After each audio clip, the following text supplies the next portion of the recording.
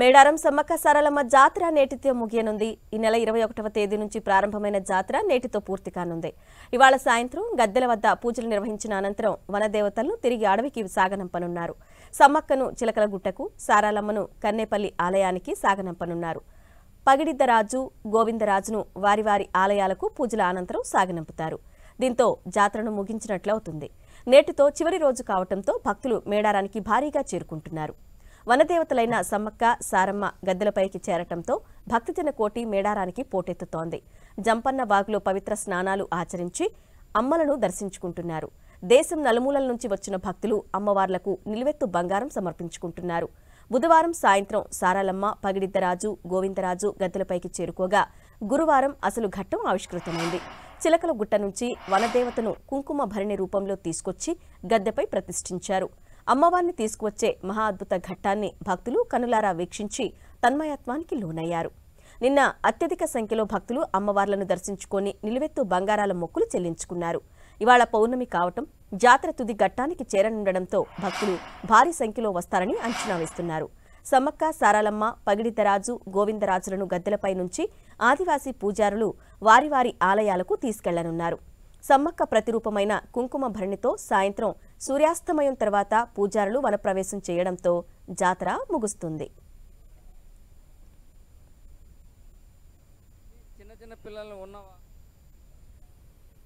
దీనిపై మరిన్ని వివరాలు మా ప్రతినిధి కుమారస్వామి అందిస్తారు.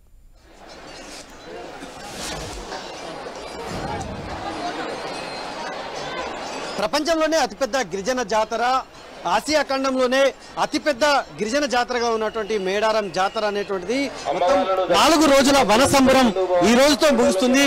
మొదటి రోజు సారలమ్మ రాకతోటి తొలిఘట్టం ఆవిష్కృతమైతే మలి ఘట్టం అంటే జాతర చిలుకల గట్టు నుంచి సమ్మక్క ఎప్పుడైతే వనం విడిచి జనంలోకి వచ్చిందో జాతర అంతా కూడా పతాక స్థాయికి చేరింది. ఇద్దరు అమ్మలు నిండుగా గద్దెల మీద కొలువైన తర్వాత 2 రోజుల పాటు ప్రత్యేక పూజలు జరిగాయి. భక్తులంతా కూడా దేశంలోని వివిధ రాష్ట్రాల నుంచి వచ్చినటువంటి భక్తులు, గిరిజనేతరులు, ఆదివాసీ గిరిజనులంతా కూడా అమ్మలను దర్శించుకున్నారు.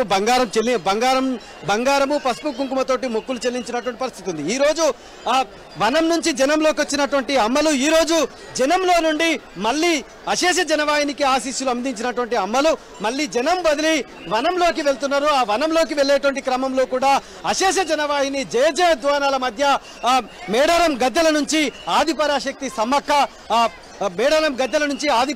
సమ్మక్క చిలుకల గట్టుకు వెళ్తుంది. అదేవిధంగా ఆమెకు సంబంధించినటువంటి గారాల పట్టి ముద్దుల బిడ్డ సారక్క మేడారం గద్దెల నుంచి తన సమీప 3.5 కిలోమీటర్ల దూరంలో ఉన్నటువంటి కన్నేపల్లికి వెళ్తుంది. అదేవిధంగా సమ్మక్క భర్త పగిడిద్దరాజు మేడారం నుంచి మహబూబాబాద్ జిల్లా పూనుగొండలకు వెళ్తాడు. అదేవిధంగా గోవిందరాజులు మేడారం నుంచి ఏటునగరం మండలం కొండాయికి వెళ్లడంతో మొత్తంగా కూడా ఈ జాతర అంతా కూడా ముగుస్తుంది.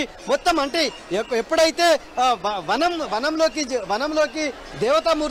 దేవతలు వెళ్తారో, ఏవైతే దేవతలు వనంలోకి వెళ్తారో అప్పటికి జాతర సమాప్తం అవుతుంది. దీనికి సంబంధించినటువంటి లాంఛనమైన ప్రక్రియని ఆదివాసీ గిరిజనులు ఎంతైతే ఆదివాసీ సంస్కృతి సాంప్రదాయాల ప్రకారం తెచ్చారో దేవరలను అదే పద్ధతి లోపల అదే ఆచార వ్యవహారాలను కొనసాగిస్తూ వాళ్ళ అందరినీ కూడా దేవరనంతా పంపించారు. ఈ క్రమం లోపల అంటే మరికొద్ది సేపట్లోనే దాదాపు ఇంకొక 3 గంటల్లోనే మొత్తం దేవరలంతా కూడా 4 దేవరలు తమ సంబంధించినటువంటి స్వస్థలాలకు వెళ్తారు.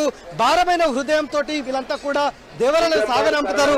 ఆడబిడ్డలైనటువంటి సమ్మక్క సారమ్మను వేడుకుంటూ జయ జయ ధ్వానాలతోటి తిరిగి పంపుతారు. కానీ ఇప్పటి వరకు దాదాపు 1.5 మంది భక్తులు మేడారం గద్దెలను సందర్శించుకున్నారు.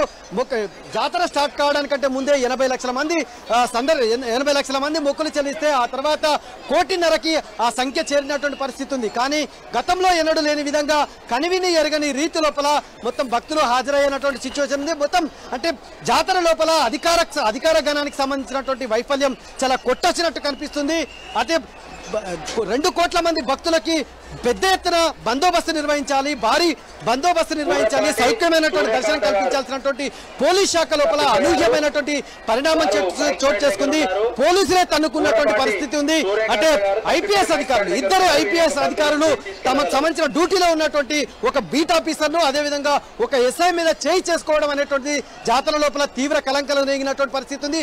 అడుగడుగున పోలీసులు మొత్తం పోలీస్ శాఖ అంతా కూడా ట్రైనీల మీద జాతరను వదిలేయడంతో అడుగడుగున భక్తులు ఇబ్బందులు పడ్డారు. వాళ్ళని ఎక్కడే కూడా తీవ్రమైనటువంటి అసౌకర్యాలు సృష్టించారు. మొత్తం అడ్డుకునేటువంటి ప్రయత్నం చేసినటువంటి సిచ్యువేషన్ ఉంది. క్రౌడ్ కంట్రోల్ చేయడం లోపల పూర్తిగా విఫలమైనటువంటి సిచ్యువేషన్ ఉంది. ఇక చాలా అనూహ్యమైనటువంటి పరిణామం కొద్దిసేపటి క్రితమే చేసుకుంది.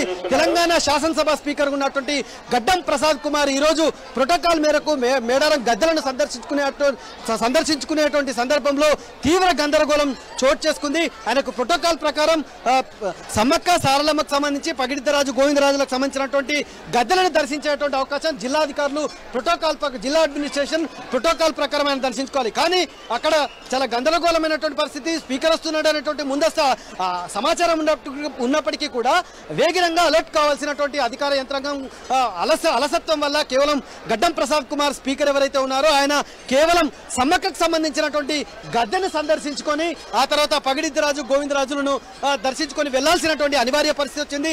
కీలకమైనటువంటి సారలమ్మకు సంబంధించినటువంటి గద్దెను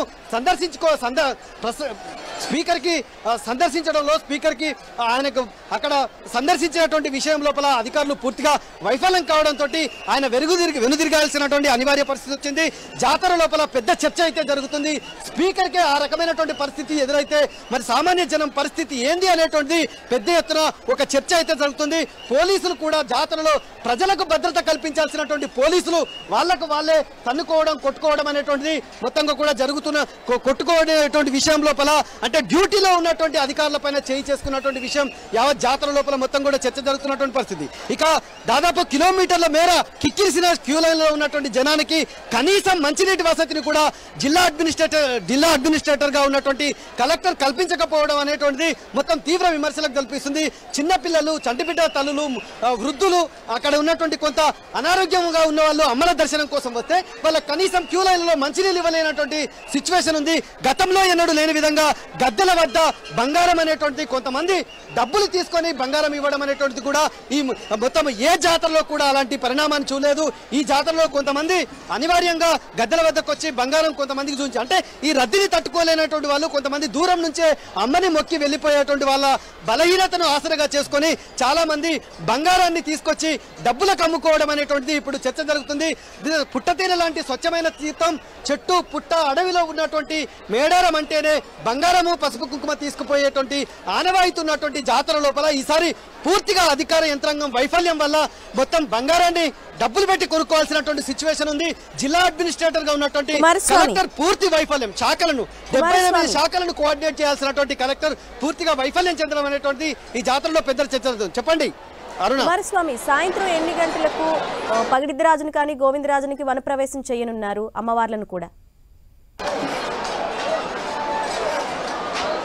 సరిగ్గా 5 గంటల తర్వాత అశేష జనవాహినికి ఆశీస్సులు అందించినటువంటి ఆదిపరాశక్తి సమ్మక్క, అదేవిధంగా ఆమెకు సంబంధించినటువంటి గారాల బిడ్డ సారలమ్మ, అదేవిధంగా సమ్మక్క భర్త పగిడిద్దరాజు గోవిందరాజు వీళ్ళంతా కూడా సరిగ్గా 5:30 గంటల తర్వాత ఆదివాసీ సంస్కృతి సాంప్రదాయాల మేరకు కొమ్ము, బూర, జలకం వీటన్నిటి ద్వారా డమరుక నాదాలు ఏవైతే అక్కడ ఉన్నాయో, డోలీ నాదాలు ఏవైతే ఉన్నాయో డోలీ నాదాలు పెద్ద ఎత్తున రావడం, ఆదివాసీ బిడ్డలు మొత్తంగా కూడా అమ్మని జనం నుంచి వనంలోకి తీసుకొని పోయేటువంటి సంస్కృతి కొనసాగుతుంది.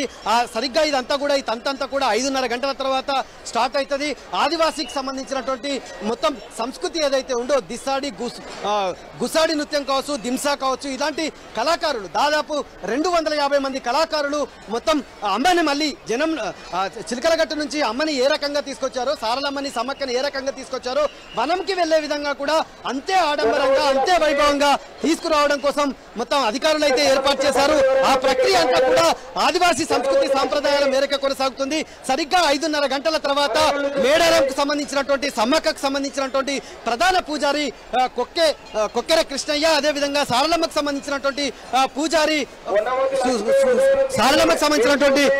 కాక సారయ్య వీళ్ళిద్దరి నేతృత్వం లోపల మొత్తం పూజారులంతా కూడా ప్రత్యేక పూజలు తీసుకొచ్చి మొత్తం ఎర్ర గుడ్డ కప్పినటువంటి సిచ్యువేషన్ లో అత్యంత రహస్యంగా అమ్మవారికి మళ్ళీ గద్దెల వద్ద ప్రత్యేక పూజలు నిర్వహించిన తర్వాత వీళ్ళందరినీ కూడా జనం నుంచి మళ్ళీ వనంలోకి తీసుకుపోయేటువంటి ప్రక్రియ కొనసాగుతుంది.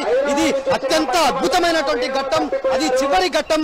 అంటే భక్తులు ఈ 4 రోజుల వనసంబరంలో ఆత్మీయంగా కలిసి ఉన్నటువంటి ఆత్మీయ సందర్భంతో భారమైన హృదయంతో అమ్మలకి మొత్తంగా కూడా బై బై చెప్పేటువంటి అవకాశం, బై బై చెప్పేటువంటి పరిస్థితి ఉంది. ప్రతి ఒక్కరు కూడా మల్లస్తా మేడారమని అమ్మలను మొక్కుతూ వేడుకుంటూ మొత్తం కూడా దేజయ ధ్వానాలు పలుకుతూ అమ్మలని వనానికి సాగుతున్నటువంటి ప్రక్రియ కొనసాగేటువంటి పరిస్థితి ఉంది.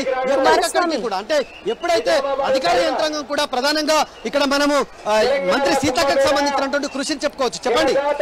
సాయంత్రానికి అమ్మవార్లు వనప్రవేశం చేయనున్నారు. మరి క్యూ లైన్లలో చూసుకుంటే భక్తులు ఇంకా ఉన్నారు కదా, త్వరితగతిన వాళ్ళకి దర్శనం చేయించే ఏర్పాట్లు ఏమైనా చేస్తున్నారా? అరుణ, గతంలో ఎన్నడూ లేని విధంగా కన్వినియోగ రీతిలో భక్తులు హాజరయ్యారు. అమ్మలు వనప్రవేశం చేసినప్పటికీ కూడా ఈసారి ఇంకా 3 రోజుల పాటు వీకెండ్ సెలవులు వచ్చాయి, సాటర్డే సండే కూడా వచ్చింది. పెద్ద ఎత్తున భక్తులు అమ్మలు వనప్రవేశం చేసినప్పటికీ కూడా గద్దెలను సందర్శించుకునేటువంటి ప్రక్రియ ఇంకా కొనసాగేటువంటి అవకాశం ఉంది. మరో 2 రోజులు దాదాపు సోమవారం వరకు కూడా ఈ ప్రక్రియ కొనసాగుతుంది. వాళ్ళు వనంలోకి వెళ్ళినప్పటికీ కూడా ఈ గద్దెల వద్ద ఇదే రకమైన సందడి ఉంటుంది. మళ్ళీ ఇదే రకంగా అంటే ముందస్తు మొక్కులు ఏ రకంగా కొనసాగాయో ఆ తర్వాత అమ్మలు వనప్రవేశం చేసిన తర్వాత కూడా అదే రకమైన పద్ధతి లోపల భక్తులు పెద్ద ఎత్తున మేడారం గద్దెలను సందర్శించుకుంటారు. ఇదంతా కూడా మొత్తంగా కూడా సజావుగా జరగడం కోసం ఆదివాసీ గిరిజన పూజల్లో చేస్తున్నాం. మొత్తం జాతరలో మనం చూడొచ్చు మంత్రి సీతక్క, రాష్ట్ర మంత్రిగా ఉన్నటువంటి సీతక్క మేడారం జాతరలోనే తిష్టవేసి ఆమె అడుగడుగున ప్రతి ఒక్కటి కూడా తన దగ్గర అన్ని ఉండి చూసుకుంటున్నటువంటి సిచ్యువేషన్ ఉంది.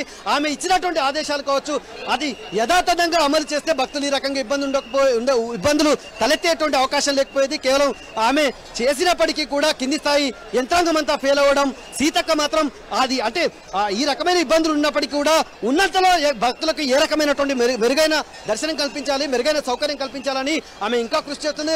యావత్ జాతర లోపల మంత్రి సీతక్కకు సంబంధించినటువంటి కృషిని మనము ఇక్కడ చెప్పుకోవచ్చు. ఆమె అంటే అటు ఆదివాసీ గిరిజన పూజారులకు, గిరిజనేతరులు, అధికారులు, పోలీస్ అధికారులు ఈ రకంగా రకరకాల వ్యవస్థలన్నింటినీ కూడా ఆమె దగ్గరుండి కోఆర్డినేట్ చేస్తున్నటువంటి సిచ్యువేషన్ అయితే మనకు కనిపిస్తుంది. ఇక్కడ నెలకొన్నటువంటి సిచ్యువేషన్ ప్రకారం అంటే భక్తుల ఆగ్రహము ఇట్లాంటి సిచ్యువేషన్ అయితే హ్యాండిల్ చేయాలంటే ఒక సీతక్క మాత్రమే హ్యాండిల్ చేయగలిగింది. అదే వేరే ఉంటే ఖచ్చితంగా భక్తులు ఇంకా తీవ్రమైనటువంటి ఆగ్రహాలు వ్యక్తం చేసేటువంటి సిచ్యువేషన్ అయితే మనకు కనిపిస్తుంది. మొత్తం అమ్మలకు సంబంధించినటువంటి వనప్రవేశం అయితే ఈ రోజు సాయంత్రం 5:30 గంటల తర్వాత చాలా ప్రశాంతంగా కొనసాగడం కోసం ఆదివాసీ పూజారులు అదేవిధంగా రాష్ట్ర మంత్రి సీతక్క ఏర్పాటు చేశారు. ఆ మేరకు మొత్తం ఏర్పాట్లు కూడా పూర్తయ్యాయి. Okay Kumaraswamy, thanks for the updates.